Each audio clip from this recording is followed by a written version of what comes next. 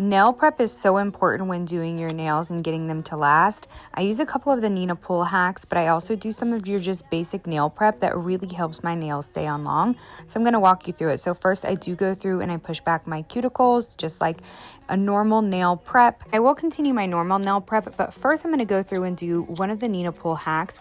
This hack involves taking 100% acetone and painting the underside of the nail, the portion of the nail that actually goes onto your nail, with the acetone. So I just take a little paintbrush and I dip it into my acetone, again 100% acetone, and then I'm going to paint onto the back of the nail where it goes onto my actual nail. The purpose of doing this is to give it some texture, and it eats away slightly, etches at the underside of the nail to give it a little bit of texture. Kind of gives you the same effect as filing the underside of your nail, but it's easier and it does it a lot better and does it in more spots and surfaces of the nail. So I'm gonna let that sit and kind of etch away while I do the rest of my nail prep.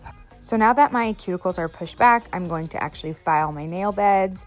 I'm gonna do that on every single one of them. Again, just to kind of make sure that they're clean and there's not any weird bumps or ridges from the last time that I did my nails. And then another normal nail prep is to use alcohol on your nail beds after you file them. So what this does is it actually dehydrates your nail beds, which makes it easier for your nails to stay and for the glue to adhere to your nail. That's why some people who have really greasy nail beds naturally struggle to keep on nails or gel polish. And then we'll let that alcohol dry on my nails.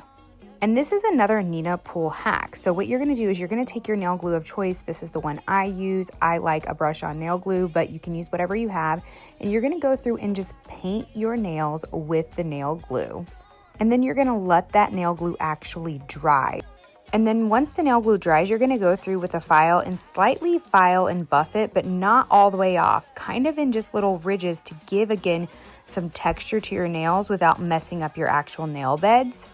And then it's time to go through and actually put your nails on. So I like to put some nail glue on the actual nail itself and then on my nail, and then I just press and hold. And you do want to do this, I kind of do it from all angles to make sure I have some really good adherence.